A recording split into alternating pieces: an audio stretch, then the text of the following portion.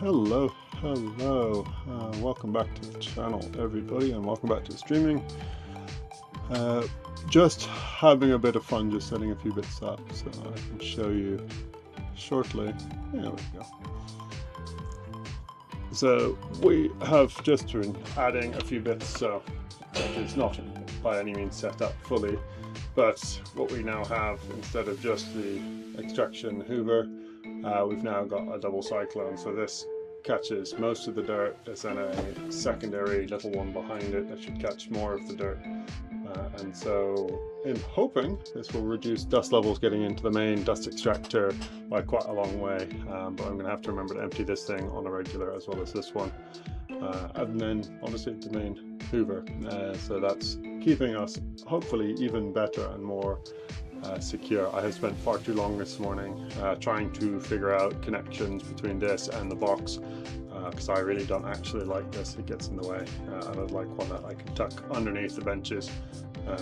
So I spent a long time trying to figure out how to join together a 50mm opening with a standard vacuum, which is a 32mm. So it's been a bit of a faff, and so a lot more bits have been ordered.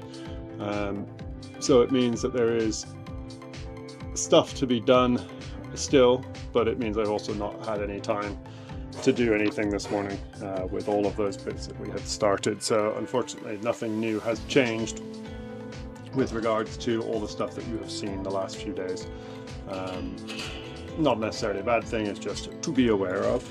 And so I'm still faffing with far too many bits and pieces, as my streaming area is now even more condensed now that I've got extraction hoses running across it. But we're going to do something potentially a little different. I've branched out of Raven's car box for a little bit whilst I was digging around for old Hoover parts in one of the boxes.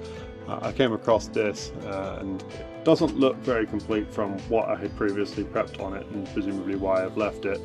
But I did see that it does go quite a long way based on this keel, so I'm hopeful that there's more of it to it than what I have seen on this side. I might be wrong, and I mean, there's a fairly good chance that this Hypoceras is just what we see. But I'm going to have a quick play on the other side, just see if there's any more of it than that. We may have to worry about this all breaking, but I'm going to have just a quick poke on this side and see if we've got anything more to it. And then we'll go do something common. We'll go do a DAC, depending on timings and all the rest, but it should be a fairly good sized one. It looks like the mouth border may be here, wrapping around and in, but we'll have to just keep an eye on that as we prep it. But it's a good sized nodule. Will give us something to be busy with for a few hours. So hopefully everyone is excited for that, and as always, do chuck questions, comments, discussions in chat. It was really great to see everyone having conversations yesterday. We had all sorts of discussion points about what people were doing for their specimen preservation or conservation with regards to treatment of whether you wash the specimens, what you then coat them in.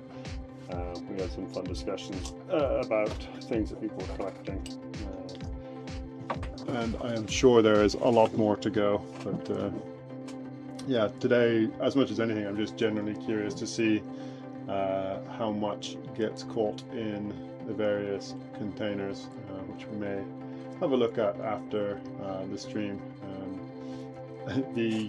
The clear one has already gone a bit cloudy, so presumably some dust and debris has already gone through it, and it's just scuffing the inside of the plastic. But yeah, let's have a play with this Hypoceras and see what's in there, or if there's anything resembling a middle, and then if not, we will quickly stop it and go do something else and add that to the discard pile.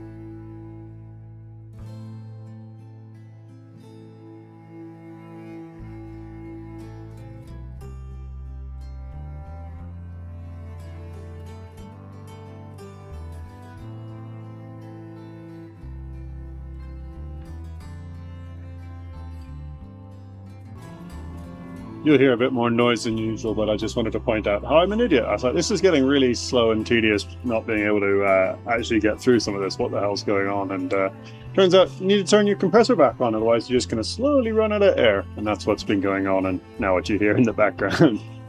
So yeah, we'll now have some more air. It should pick up again in speed.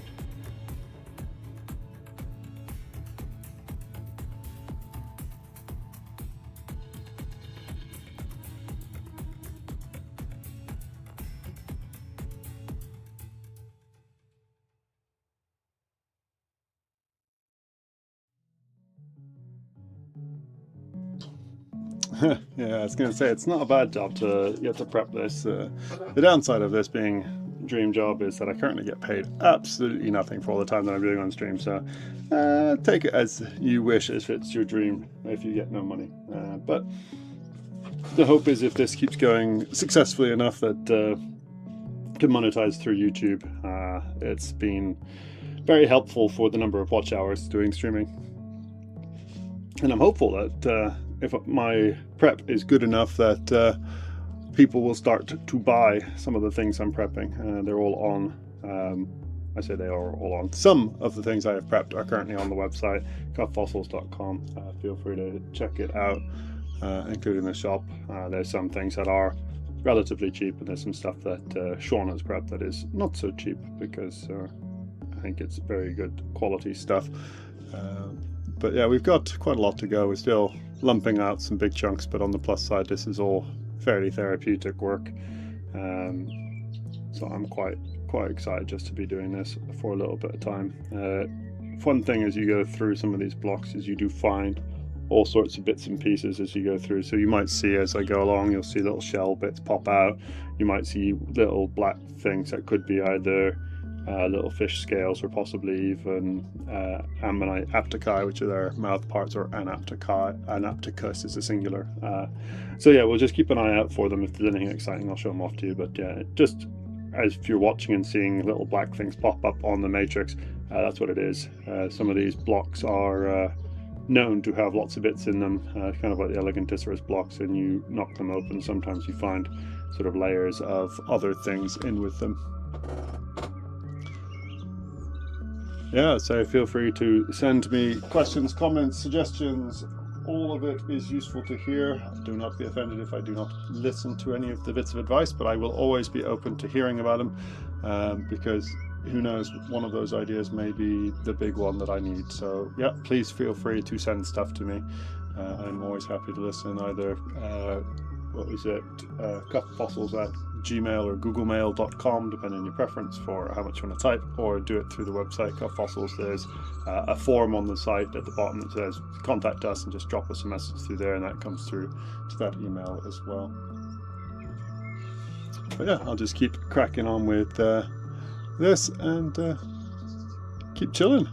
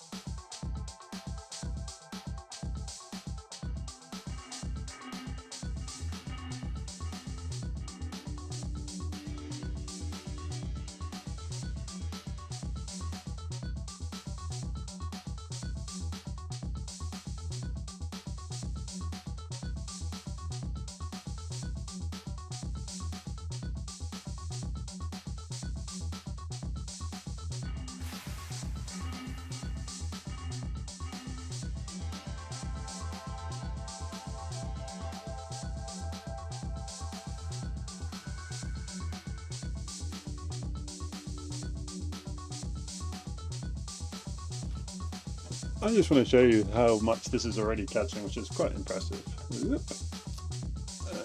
Let's just transition you to this, and I'm going to mute myself so you don't hear the actual Hoover sounds, but keep an eye out on what's going on at the bottom of that.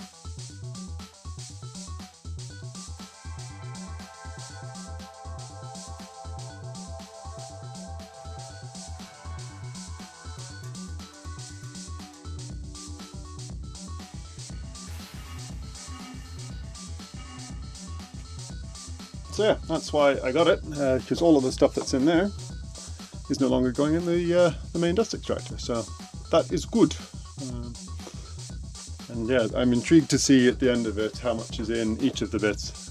So yeah, that's doing its job. It's helping to save the expensive filter and the fancy dust bags that are in the main dust extractor. So yeah, great. And yeah, it is exactly what it is. It's a spinning vortex. That's the whole point of the two systems, is they create a little vortex that hopefully catches all of the heavier material. The downside is obviously the light stuff still gets through, but the light stuff then hopefully gets caught by the dust bags and the HEPA filter in the main one, so that they're doing the job. But in theory, 99.9% potentially of stuff gets caught in the main vortices before it then gets another 99.9% caught in the next section. So in theory, very little should be getting through, but yeah, that's what we're doing. It's to keep the air quality good, especially because I'm in a confined space and not venting it to the outside. Yeah, let's get back to prepping.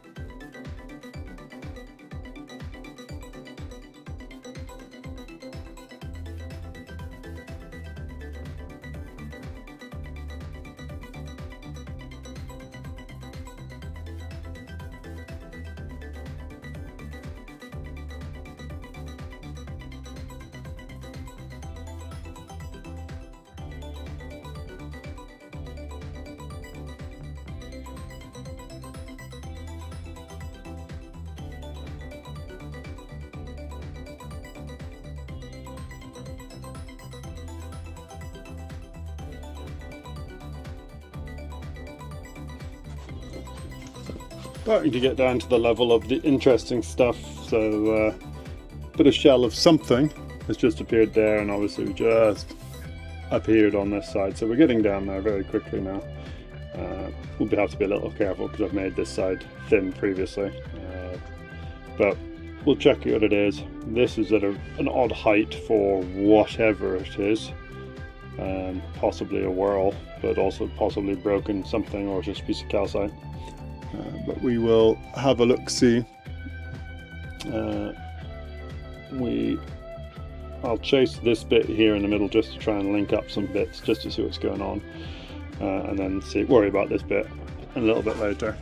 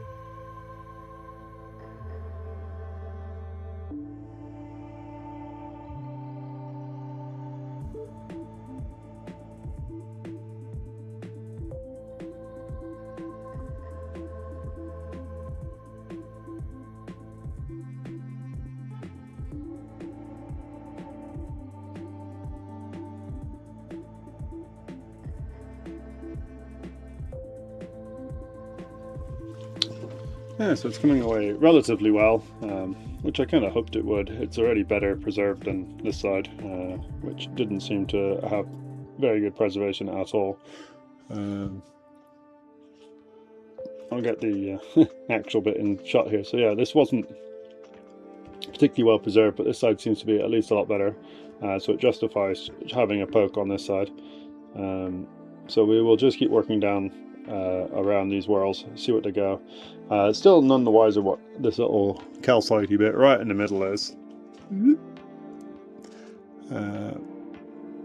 But yeah, it's going alright, and it's actually coming, this stuff's coming away quite cleanly with the big chisel tip at the minute, which is not the best way to do it, but it's working, so I'm going to stick to it for the minute and just keep tidying in and see what we can follow because of how well that's coming away. Why fix what is already working?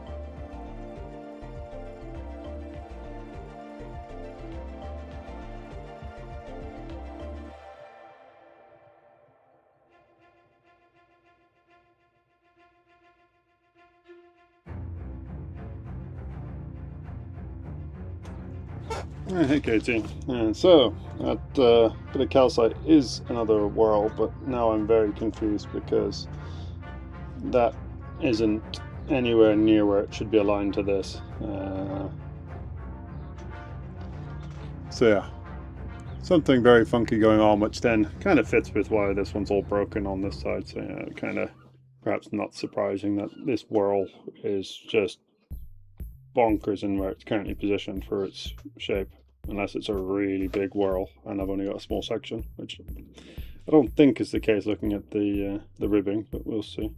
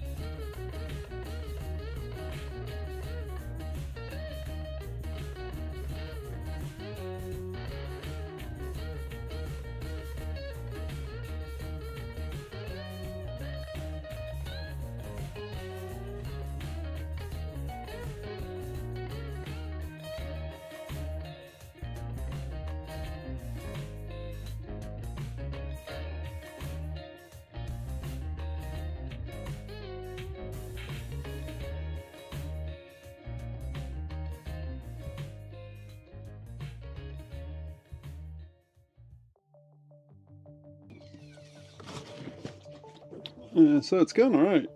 So just a mystery about this bit, but this looks broken up here. I mean, we know from this side there's a lot of broken, so perhaps not surprising, as I said, that there's a chunk in the wrong place here.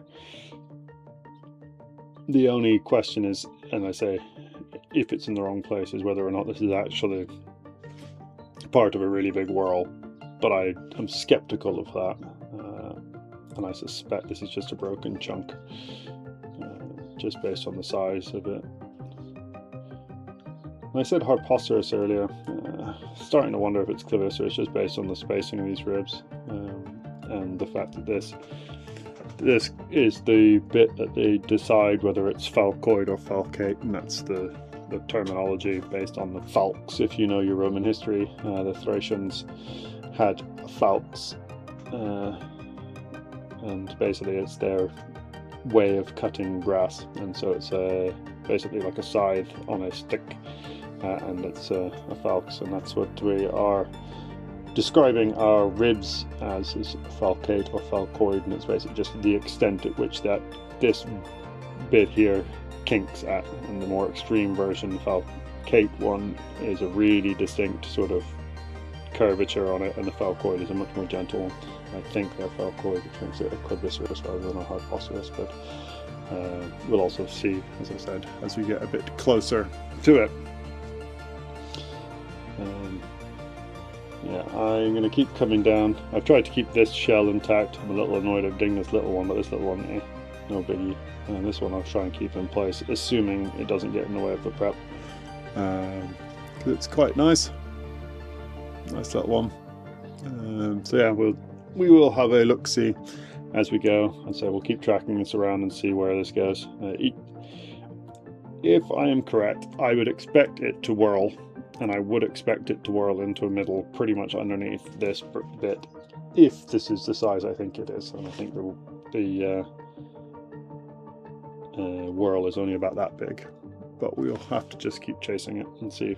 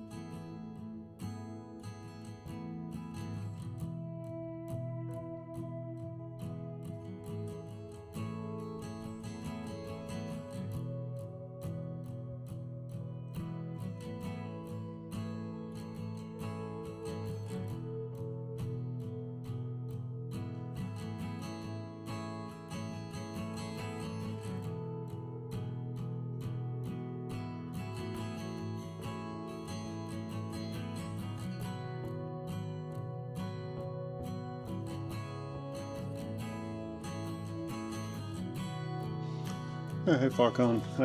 I actually don't have any ability to check how many people are in the stream at the minute without putting my phone on.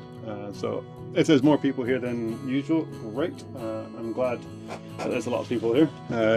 We are doing something not from Ravenscar, so it's nice to get something a little different. Yeah, I was going to say thanks, Liam. I see you've sent me a message on Messenger, so apologies I've not yet responded. I'm just going to drop a little bit of glue and see if we can keep any of that shell. I'm expecting most of it to go and blow away anyway, but we'll see if we can keep it. What goodies did you get today? He said something fun at Goldsboro.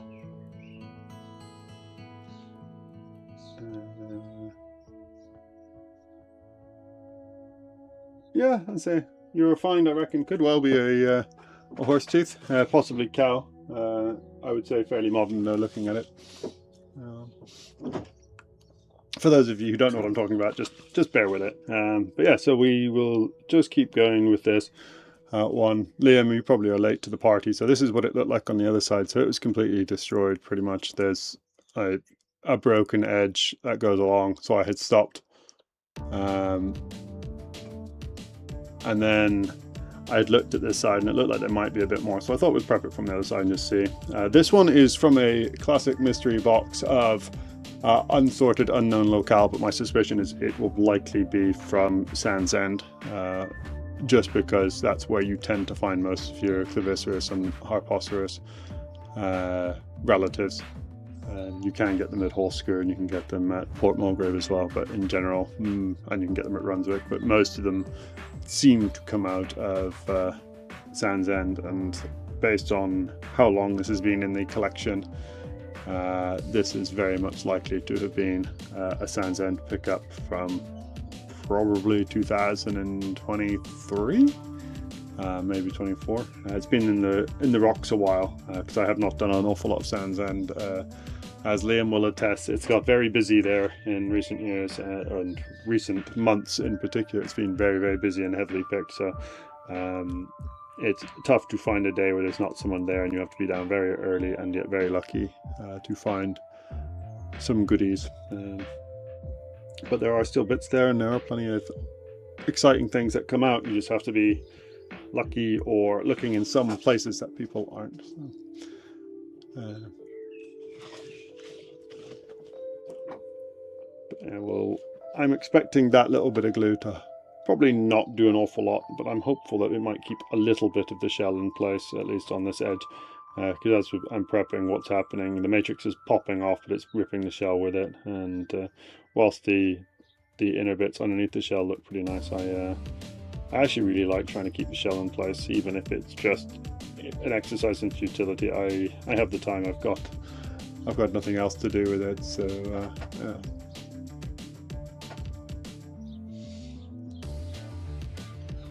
Yeah, I mean, I have to say, Sands End, when it is good, has always been very good to me. When it's been slow, it's been very slow. Kind of, there's nothing in between. Kind of a bit like Saltwick in many respects. When you find something there, you know it's likely to be good, but it's not a given. So, yeah. Right, let's see if that glue is dry, or if we can quickly dry it a bit faster with some air, and I'll mute you all and get back to it.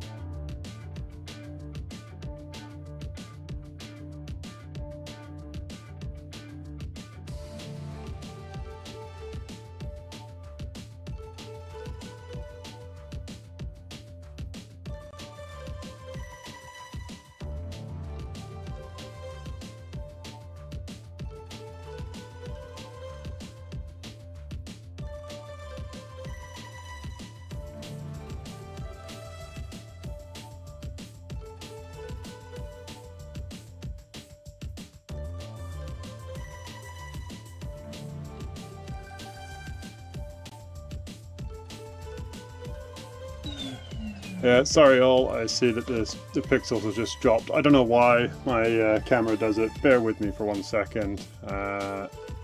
Here, you can all have an admiration of me whilst I just reset the camera.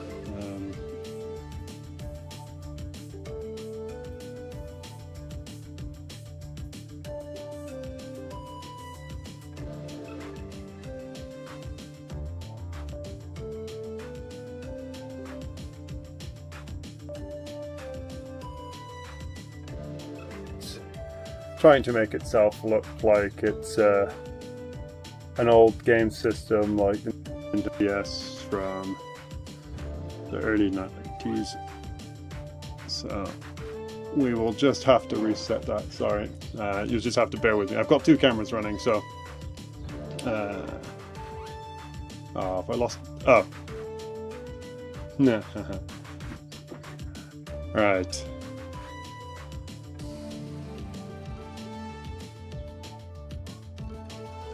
Alright, okay, so we're back there. So yeah, the sound is connected to the Osmo Pocket. The Osmo Pocket I've just restarted, so that's why the sound went. I should really have a backup sound thing. Life is too complicated streaming. It's why no one does it. It's it's a pain in the butt. But yeah, I don't know why the Osmo Pocket 3, which is my main streaming camera, has this habit of every once in a while becoming a Nintendo DS level quality pixels. It is just doing its own thing, so bear with as I just quickly reset everything. Yeah, I was going to say, the internet is doing alright. Mr. Landfill, who's my long-time regular viewer, will attest. It's not always stable, it's not always solid, but it's doing alright at the minute. Yeah, let's see if that looks better for you guys. So are we back? Yeah, we're back. But yeah, I'm running 2 different boosters to get the internet from the box in my living room at the complete other end of our property. So it's doing incredibly well that we have any level of of internet connectivity. So yeah, I can't complain too much. How are we doing? Yeah, it all seems to be dry. Okay, right. Technical glitches seem to be over. Commodore 64. Yeah, I mean, we're not far off of like original SimCity, like the ones that you have to run Nintendo DS. Sorry, not Nintendo. What was it? Windows DOS mode to load them, or with your floppy drives. And yeah, I still remember those days. Just right. Let's get back to prepping. But yeah, feel free to keep chatting, and thanks for shouting out when things go awry. I didn't see it on the camera, but I'm glad you guys all caught it. So sorry about that. We crack on.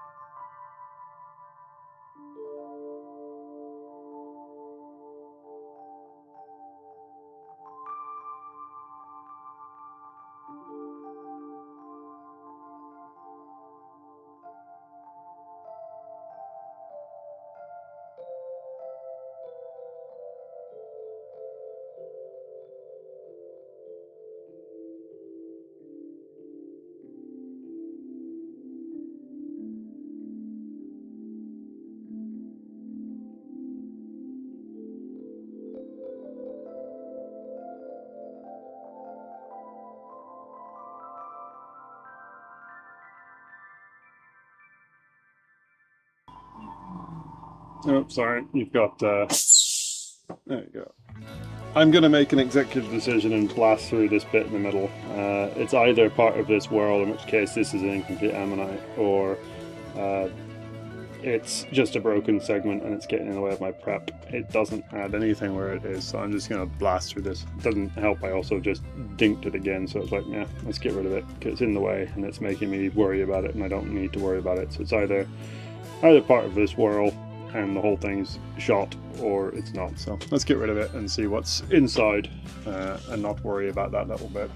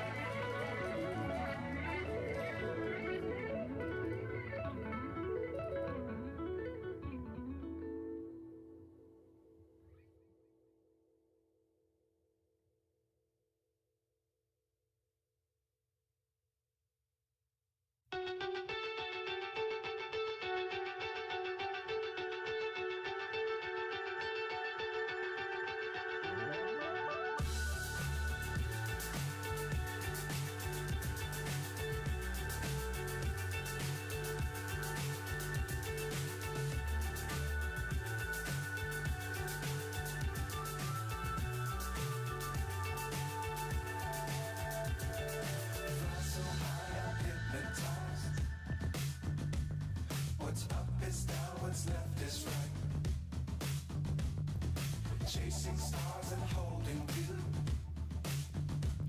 I can't see the end, but we'll see it through.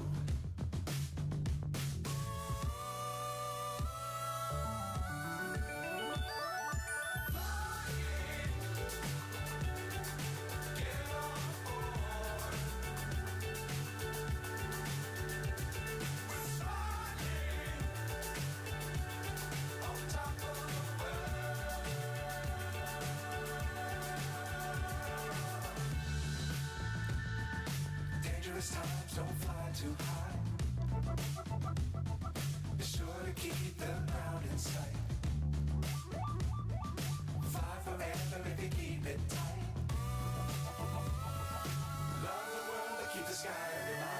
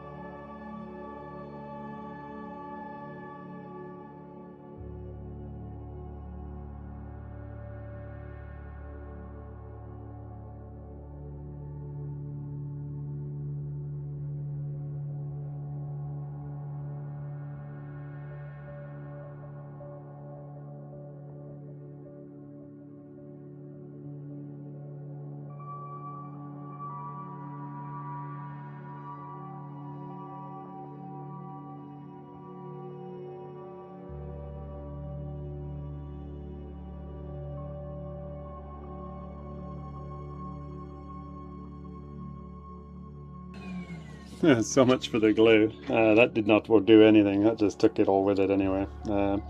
Hey ho. We will let it come off because it's the matrix is seeming to be quite stuck. I'm not going to say the glue had anything to do with it. May have done. But yeah, some of this matrix down here is particularly sticky to the shell, so I'm not going to bother trying to re-glue.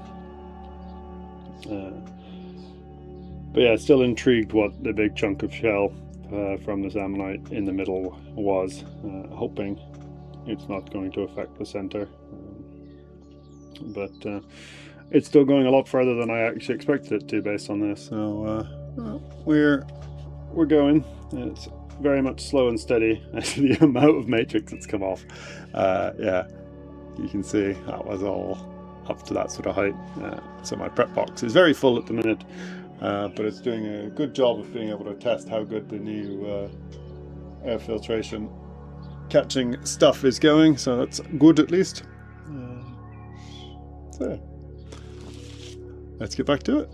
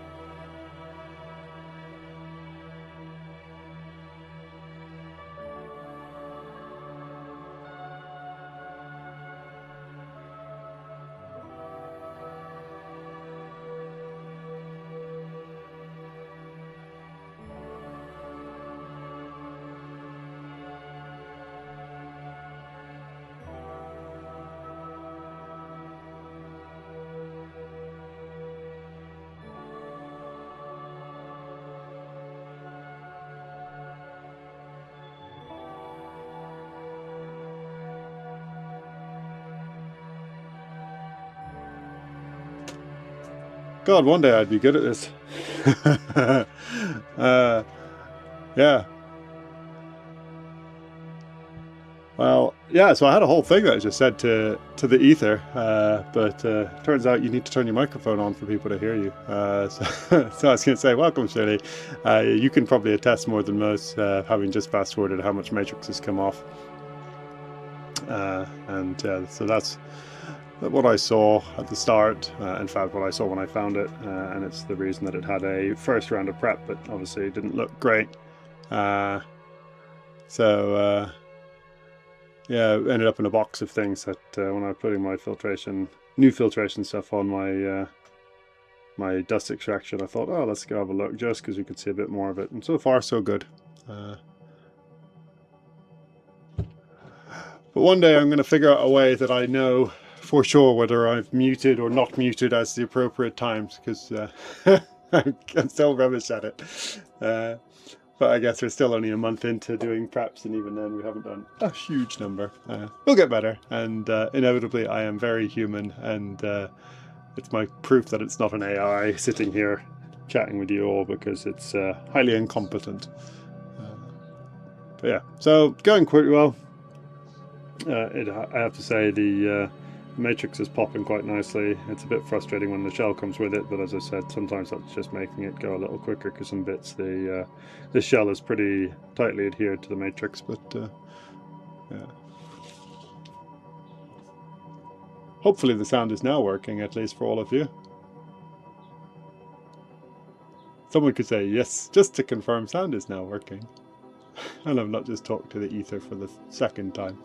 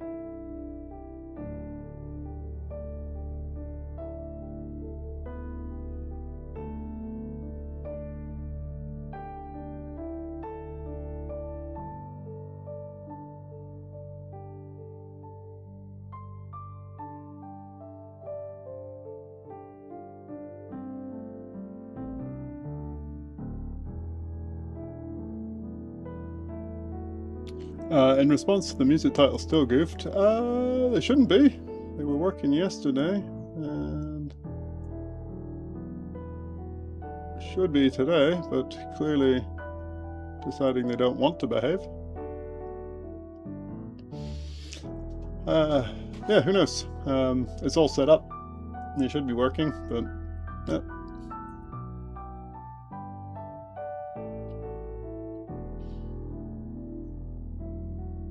Yeah, no idea. Yeah, it's a good question. It's an ongoing frustration that everything gets set up and then you close this software, reload it the next day. Nothing's working as it's supposed to. But on the plus side, fossils are working like they're supposed to. So part of what's in the middle at least looks to be like a big bivalve. So that's why that's been so weird. Although I have to say it's still very strange, particularly this little bit of it, just with the calcite. So I've been keeping an eye on it because I wouldn't be surprised to find out there's a little ammonite there, but this looks like a big bivalve shell now, so I wouldn't be surprised if this might be a small ammonite tucked into it, but unfortunately it's been dinged to all heck, so will probably be removed anyway, just because it's yeah, pretty heavily damaged now. But yeah, it was sitting underneath that other shell, which, as I said, I wouldn't be surprised if it's part of this one. Also would not have been surprised to find out that it's part of another exploded one somewhere nearby. But we'll keep pushing down. You'll just have to take a guess at what the music is that's playing. If you've got any ideas, yeah, you've done well.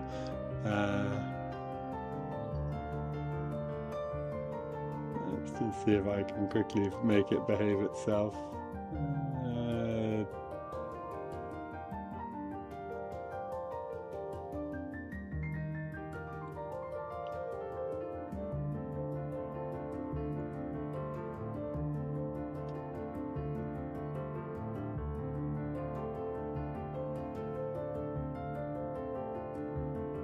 Hey, what do you know? He made it work. Yeah, it turns out I can't minimize the music player, otherwise that doesn't work. Classic. Streaming, who would do it, David would say. Who would do it? It's, yeah, it keeps you on your toes, and it is not the easiest way to prep is trying to stream at the same time, I have to say. But I'm glad you are all here and hopefully enjoying yourselves despite the incompetence.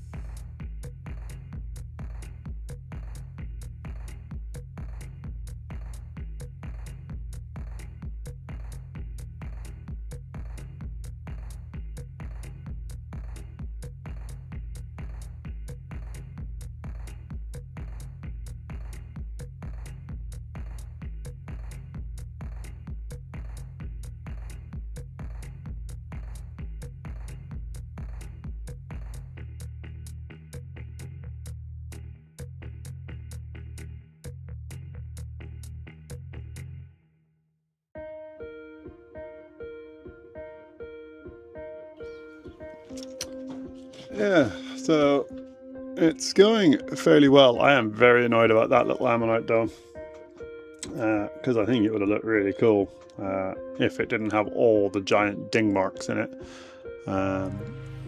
It's what happens when you find an ammonite sitting inside a bivalve, sitting inside or underneath a bunch of other shells. Is yeah, unfortunately it was collateral damage, so it will likely get removed. But it is a shame, because if it sat pretty much bang in the middle, it would look really awesome where it's seated. And it does look like it's pretty close. Mid should be pretty much right underneath it. So I get, at the same time, it will probably be in the way, so we wouldn't see the middle. But yeah, so far so good. It's still cleaning fairly well as we get down through this section. Got to keep removing matrix on this side to just keep getting down on this side, on the edge as well as we go. But this bit keeps popping relatively nicely, so I'm hopeful that it will continue to go inwards. So yeah, so far so good. Mr. Landfill, thanks for sending an email. I'll have a look later. But yeah, fossils, they do not cooperate, they do their own thing, and often these ones, as you'll see with all the shells, so there's another bivalve there. The one that I was hoping to save has got, when I popped a little bit of matrix off, it's taken a bit of the shell with it. Little one there, there's another little shell that just popped through here, so there's lots of other things again in with the ammonite, just to keep you on your toes. But yeah, it's looking good. It looks a lot better than I expected it to, if I'm honest. I didn't expect an awful lot from where I'd left it. So yeah, I'm hopeful that will continue all the way down. And I'm going to have to spend a bit longer, because every time I look at it I can't decide which one it is, because this looks very harpocerous, this looks very clavicerous, just with the rib spacing. So it's a bit interesting. We'll go grab the book at the end and see what we're looking at, and see if we can get strong opinions. But it is also possible that it's pathological of some description. There's a rib just coming out, this one right here, that is really big compared to the others, so it's possible there something has happened to it, and so it's got some oddities as well. Yeah, hope you guys are all still enjoying it. You'll have a good laugh if I can just get the second camera up, so you can see all the matrix that's been removed.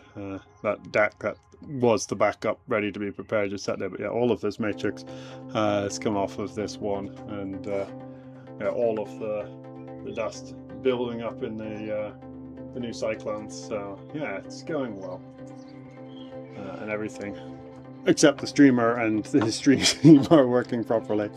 So yeah, that's good. Alright, let's get back to it.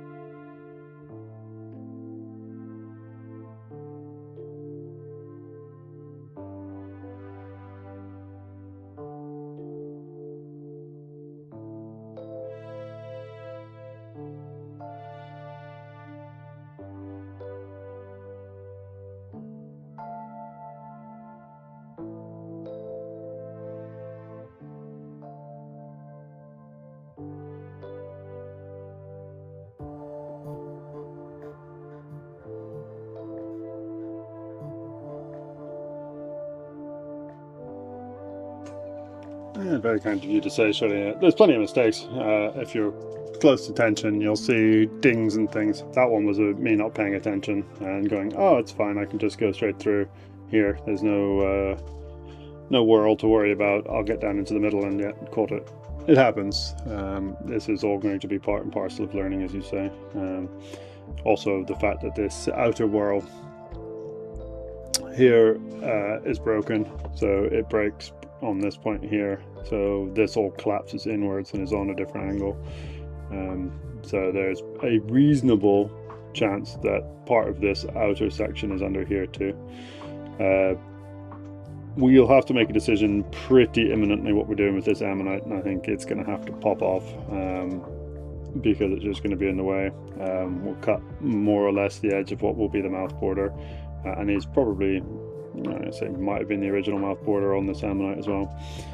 So we'll cut that line down on the matrix and figure out where the edge of this whirl is. Remove this ammonite and then start trying to tidy the inside. It is a shame, but at the same time, as I said, dinged it. So it's not great, that one. So that one can come off and I won't feel too bad. It's just would have looked good in the middle, but I also don't think I would have had the skills to prep down to the center underneath it without it coming off anyway. So yeah.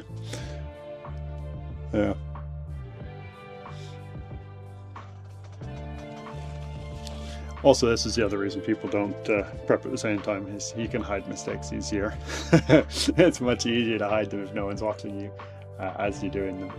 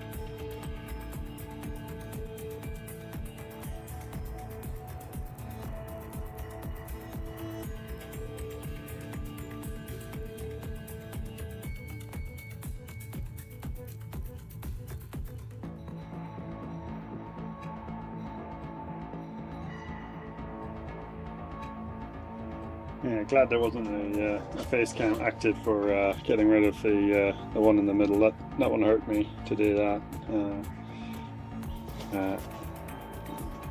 And annoyingly, I think where it's been sat right on top of the shelf, so I need to still check whether this is from that one or if that's part of this whirl that's coming down. I'm hopeful that it's part of the ammonite that we've just removed, but I need to just, as it says, clean this matrix as we go around. But I think I might be at the limit of my chisel tip with this. There's still chiseling that could be done on this outer wall, but let's have a little bit of a chase on the inside just to see what's there. And then bear with me. Someone is ringing the doorbell. I will be right back.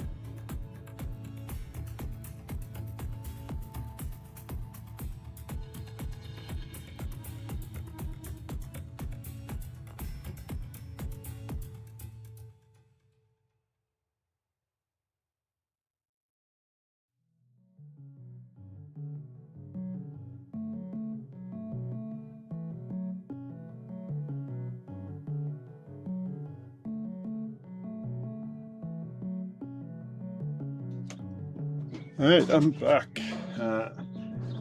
What arrived? What's this? Woo! My brochures.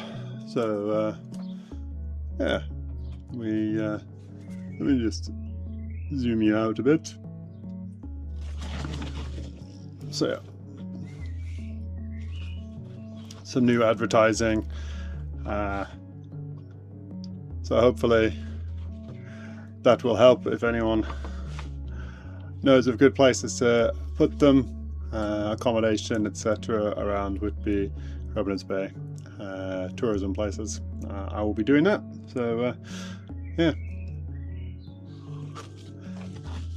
So I'm glad that they have all arrived and they look good. But yeah, I have got an awful lot of tour space available throughout the rest of summer and would like to get busy.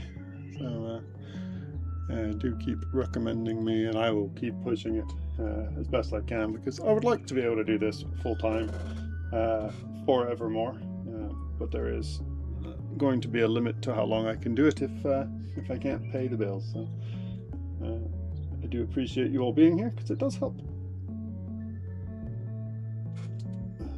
Bear with me as I just change over the tip that I've got on the pen at the minute, because I think this is where it's about to get very, very fiddly.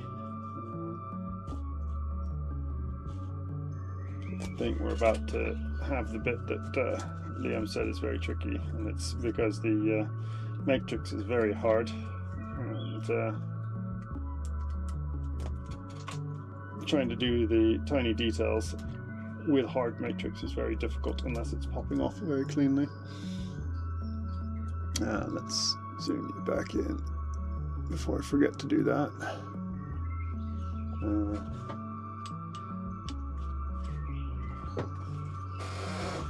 And then bear with me as I just crank my air pressure way down. Cool, let's have a go at this. Now back on the point.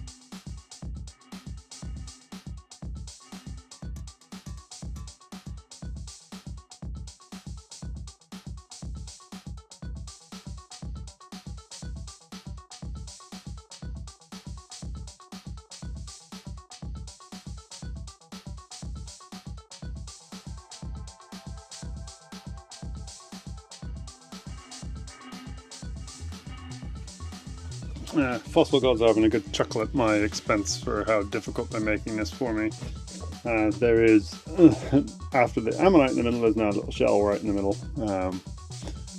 So why it's there, who knows? It is always concerning because often, at least at Ravenscar, when things don't have middles, you end up with lots of other bits filling them in. We will see. It is hard, very hard. I can see why Liam struggles with,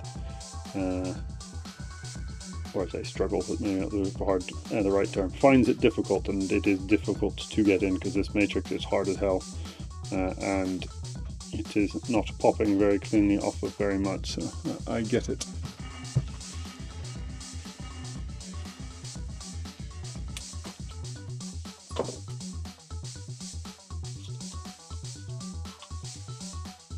Just swapping over the tips, I'm going even finer now. I'm just struggling to make headway with the tube point in a delicate fashion, so we're going to go through the 1.5 mil point and see if that works.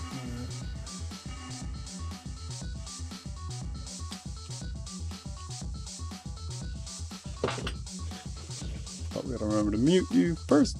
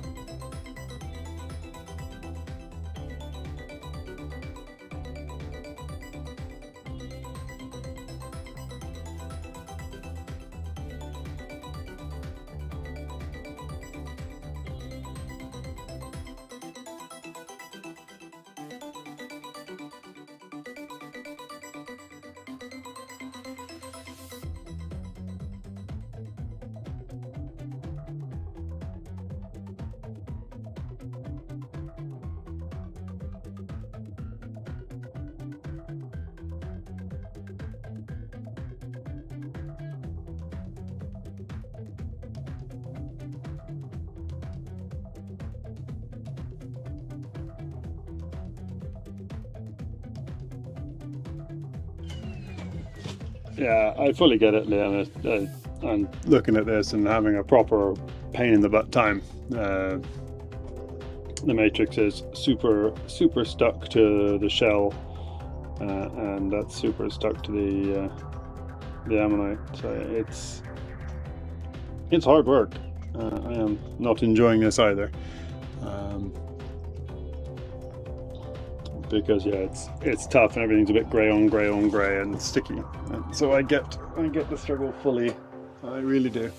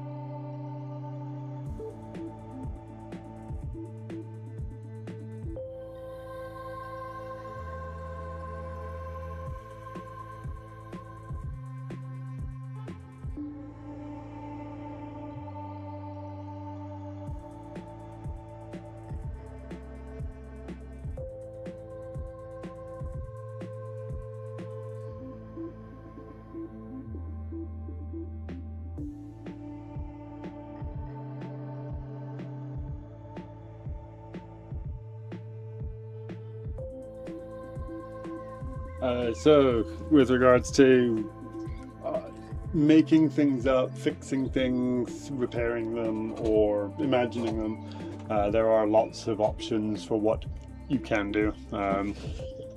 I am generally of the opinion that the original is better, so would much rather keep the original where possible rather than carve something in or repair something in a way that hides the reality.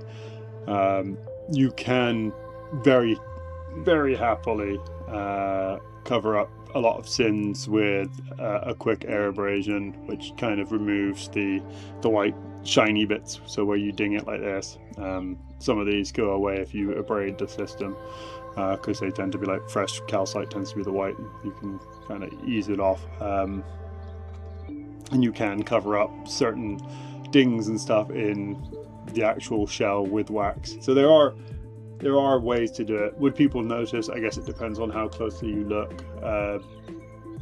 So the professional prep guys and those who have got experience definitely notice when you've done something like that.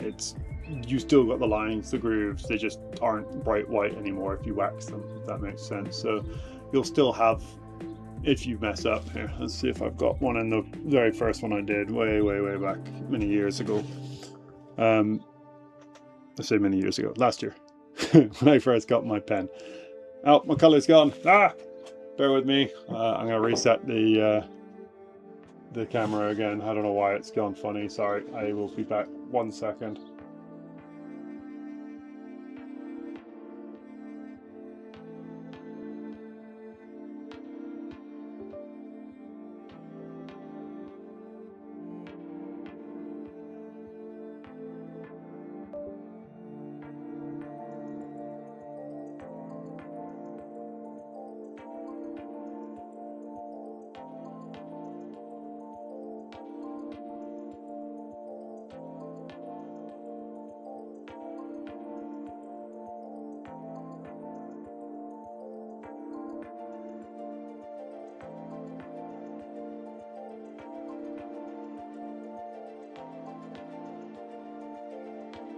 Sorry. Clearly the Osmo thinks it belongs in the early 90s. So apologies again. Let's see if we can just get you in. Right. So with regards to can you cover stuff up? I think you can have a look at that deck and tell me you can see dinks in it for sure, because there's lots of little white speckles all the way through all of this section here. But some of the stuff that's less visible, at least initially, are some of the lines up here. And so some of these lines would disappear if you gave it a big varnish. In fact, let's see if I can quickly do it. This is nice just for me to have a little quick change of pace from looking at something under the microscope. So for those of you who are like, please don't worry, I will be back to it. But it is giving me just a quick change of pace so I'm not getting complete square eyes. So you can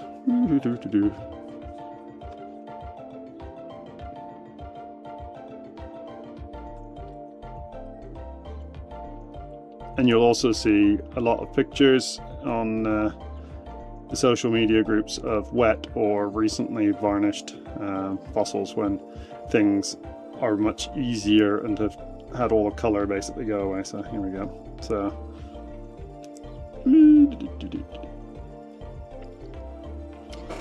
this is not to say that it's perfect, it needs a dry, but you can see what I mean. Instantly all of those big white spots disappear when I quickly wipe it down. Yep. Oh, sorry. What I'm doing is just wiping off the excess with a bit of kitchen roll. Not the best way to do it because the kitchen roll tends to abrade on the ammonites. You end up with lots of little bits of fluff. But it's the thing I have for my excess, because a proper shoe polish cloth is not one thing I keep around, unfortunately. But yeah, there's a good example of like you can cover up all manners of sin with a varnish, and I'm not saying You shouldn't do it. I'm not saying you should do it. It's just you can do it, and it does make it look so much better for it. But you can still see the dings and the lines and the grooves if you look closely. But it does take the edge off them really significantly, and so a lot of people on the coast, and it's not a bad thing, just it's how it is regularly done, use a beeswax of some description to cover up their fossils. It helps cover up sin, but it is one of those things that you can just buff and polish again and again and again, and it brings out the shine every time you buff it and polish it. So it is something you can do. As for carving middles and bits like that, yeah, even just waxing helps. Like, yeah, I say that there's a reason it's done, and a lot of people use a liquid beeswax for that reason. You can carve middles in. Usually that's done if there isn't a middle. So this one will get a beeswax, not because I'm trying to hide stuff.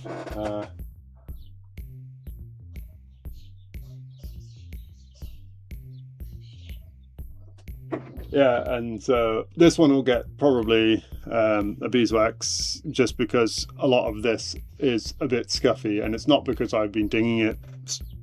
Well, some of it might be, but it's because the matrix and the shell and the layer underneath. So you've got this sort of layer here is sort of the underneath, and you've got shell, and then in parts of this, the matrix is stuck to that, and so it gets a bit messy. Trying to remove it all without dinging or damaging bits. So sometimes you can just put a bit of beeswax on it, and that does just kind of blend the lot together without pretending, really. And as Liam says, if you do get superb ones, a lot of people will just paint it on. I am notoriously bad at just painting B72 or paraloid onto my ammonites and not worrying about the matrix, because if the matrix gets a bit, so be it. But it does sometimes make the matrix look a little darker or lighter depending on the specific matrix, and so there are people who take it to an extreme, and it does make it look worthwhile, that if you basically tape all the way around your ammonite so that the matrix is completely covered with tape, and then varnish it, you then end up with a really, really nice finish, and it does look superb. So it's not to say you can't do it. You can do it. There's lots of different ways. Everyone has a different preference. It does come down to individual preference. I tend to prefer the paraloid. Some people prefer the Akemi's polishing solution, which you get from Zoic. Some people prefer beeswax. Some people will mix and match, and I do mix and match with the beeswax for things where it's been a struggle or it's tough. But if you get like a perfect one, like some of the little hole gears yesterday, middle of that little hole gear yesterday, whoop, like that I would much rather B72 than beeswax, just because it's already naturally shiny. That calcite's lovely. Like, I would like to enhance that with the B72, which has a bit of a shine to it anyway, and helps it make it look like it's a bit fresh and wet. So when I do finish this one, that'll be paraloided. So yeah, there are different ways. Everyone's got different preferences. It's kind of the same as art, and it's one of the joys of prep. It's kind of that odd intersection between art and science, and what is the right way is there isn't a specific right way. It's what you prefer, or what your prep person prefers. But I know Sean has, I think, adjusted slightly his preferences from where they used to be, where he used to carve perfect ammonites, and now I think he is much more accepting of the perfectly imperfect ones, because that's the sort of vibe that I really like with mine. And ever since he did the Lito for me from Ravenscar, the what's it, the semi whatever one is, the Lito S, the fat one, the fat but wide one, which has got broken shell, kind of. If this was it has broken shell all around the mouth border, but it actually frames it really nicely. I think he's changed his mind about them being or them needing to be perfect. But you'll still see an awful lot of people who carve in like super enhanced mouth borders and things like that on Hildies and Ellies and Harpos. Again, it's everyone's preference. It would sure as hell be a lot easier just to carve a middle into this, but we'll try and actually follow follow what's there for a little bit longer.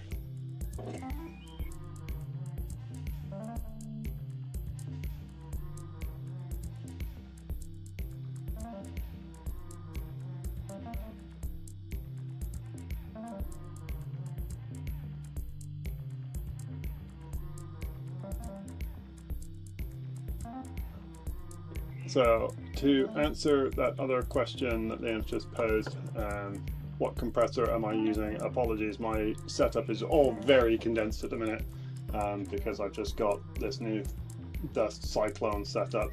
So I've got a Hyundai 100 litre super silent tucked in under here, which is, as you can see, running a bit light because I haven't been keeping it on the whole time. So it's probably going to kick in fairly shortly if it's allowed to, yeah. And then I've got, as I said, this dust cyclone system set up as of today, so it's all very cramped with boxes of fossils around it. But actually quite pleased because we can have a look at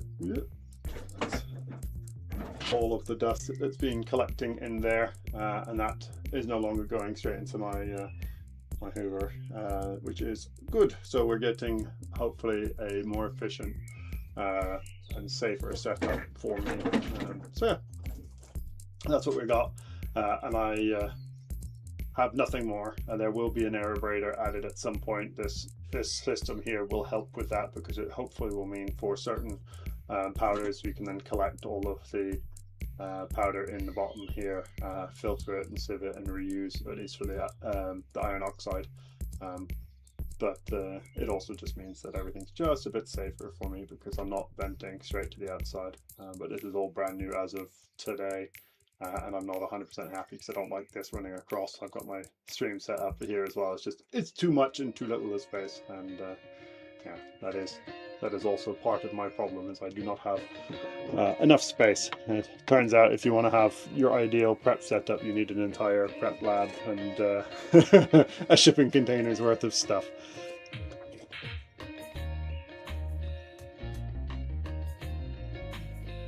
And yeah, when I do get an abrader, I will stream at least using it. I don't know about the first time. That might be hilariously terrible. I guess, but probably part of the fun. But at the minute, new equipment for preparation is reliant on me selling stuff. That is the deal I've got with my wife, that basically new prep gear after this point is basically relying on people buying stuff out of the shop. And so I appreciate, Liam, you're not likely to be one of the people buying stuff out of the shop, but all of the rest of you, if you're not busy in Liam's shop, come have a look at mine on the fossils thing and just see if there's anything that catches your fancy. There's some cheap stuff, there's some expensive stuff. There will be a lot more stuff getting added as I finish up the big pile of things next to me. So yeah, keep an eye out, and your buying stuff will allow me to get more stuff like an abrader.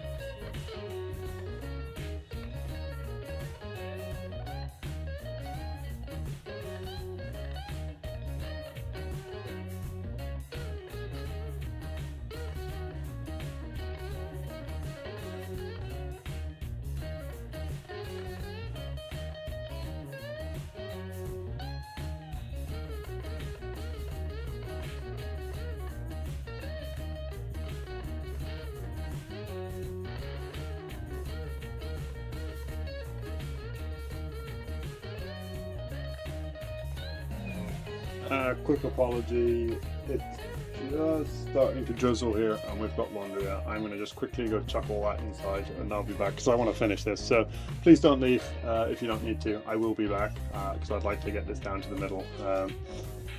But also to answer Juggle your thing, let me just show you, since the beeswax has started to dry, you'll see that it goes back to the normal color. So also pay attention that when everyone shows you freshly polished and varnished things, it is also still a little bit of a cheeky cover up because yeah, they always look their best either wet or freshly varnished, but they do go back to not looking quite as tidy even after the fact.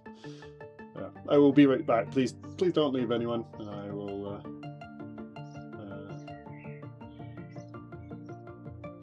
be.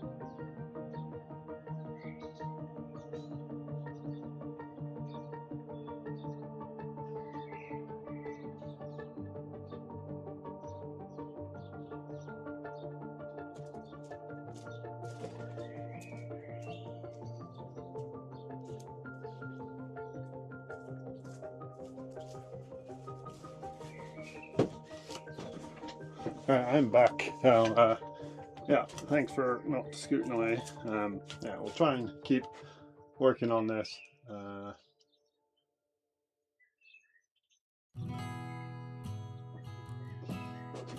And get this all done.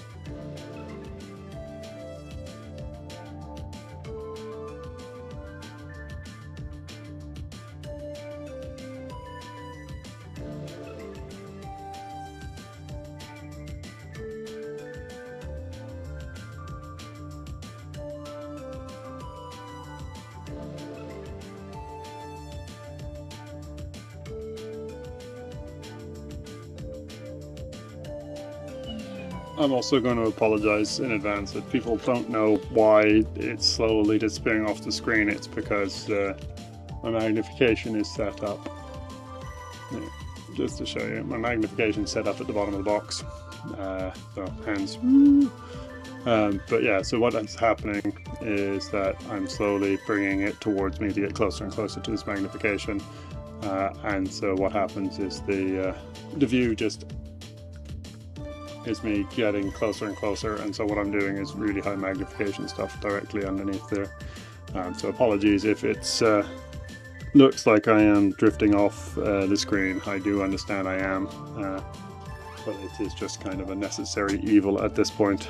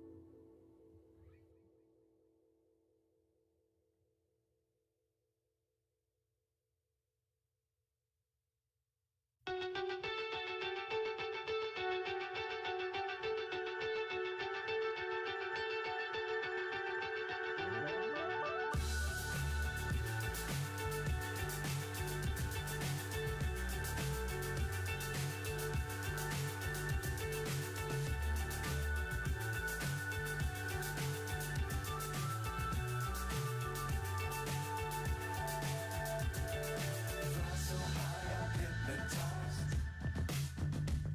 What's up is down, what's left is right. Chasing stars and holding you. I can't see the end, but we'll see it through.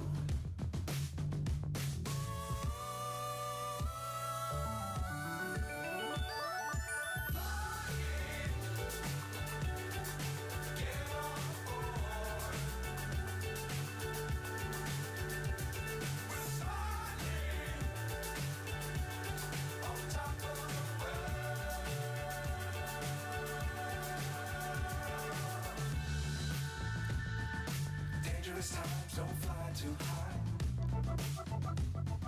Be sure to keep the ground in sight. Fly forever if you keep it tight. Love the world, but keep the sky in your mind.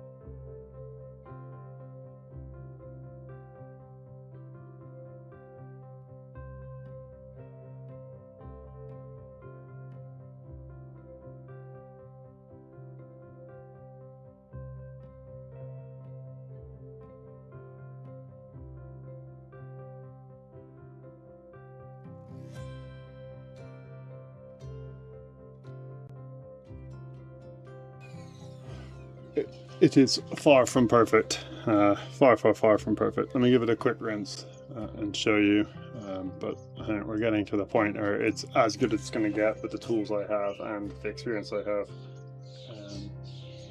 A lot of the middle was a bit like the pseudos I was talking about, that the middlemost shell basically spans across the umbilicus, and so what you end up with is trying to figure out which bits of shell belong to which layers, and which bits you can try and break through to try and chase the whorls further down and in.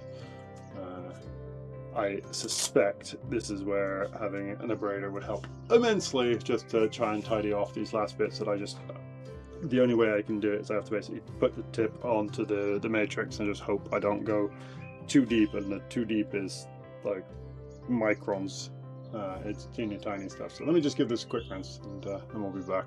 And I'll also then just slide that back up, because you don't need to see the old YouTube name.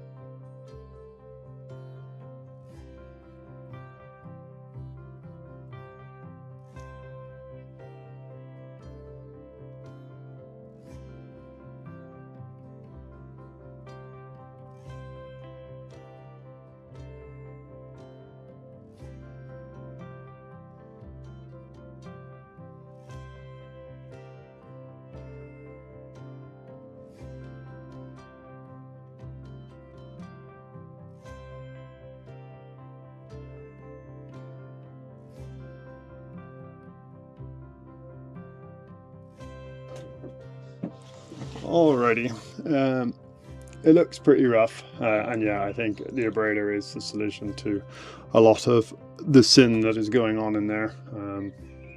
There is some that is definitely matrix I've not removed, and there's some that's me definitely having touched the ammonite.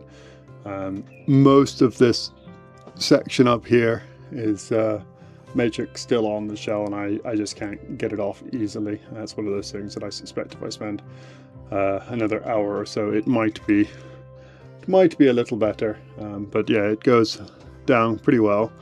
But yeah, there's just obviously a lot of matrix on the shell that I am just struggling to remove, and that shows up a lot of pen marks. It is one of those things that, yeah, the beeswax would help cover up, but it's also just a sign that I haven't quite got all the way done.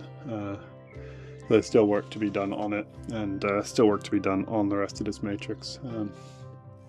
But I have to say, compared to where we started today and what I thought this was going to look like, I am actually pleasantly surprised for, what's that, 3.5 hours worth of work. Yeah, when that's what your one side looks like, and that shell is broken and gone and not connected to that, it's yeah, not a terrible result. Shame that stupid back was in the way. If I'd kept that thing intact, it would have saved me having to dig all the way down. That's the solution, it turns out, is make sure you find one with an ammonite sitting right there that you then don't have to prep down to the middle of your claviceros and harpoceros. I would say this is a harpoceros, but that ribbing gets fairly fine. Instead, it does look like claviceros. I am open to other IDs beyond harpoceros or claviceros equally. Yeah, I am not upset with that. Add it to the pile of things that need finishing fully, and that will be done at some point. This will be, unfortunately, the last stream for this week. I'll be back next week, and I think I might pick up one of those big Dremel blocks and see if we can spend sort of the whole week actually prepping through it without having to try and rush it in one afternoon. So if that sounds like something people want, make sure to put a comment on this video either now whilst we're still streaming, or in the comments when this video fully uploads. We will quite happily take any and all of those comments as well, because this video then does become available as sort of a standard YouTube-y style video. That if you want to, there we go, there's your scale bar, but that if you want to have any other ideas or things you'd like me to prep or try and do with the skills and the tools I have, I'm always open to suggestions. Yeah, quite pleased, quite a nice little ammonite, and yeah, I think it'll still be tidyable further. One of those that might end up going to Sean just to say, can you rescue that middle with an abrader? At least I'll have then saved 3.5 hours worth of work from his prep bill. Yeah. Let's see, how do I do this? There we go. Slowly keeping ourselves competent. So yeah, as per always, thanks everyone for watching and being here. I have no idea how many people there have been here, but seen quite a few comments in chat, and that is greatly appreciated. So thank you all for being here. Thanks for being involved in comments, and I will catch you all probably Monday.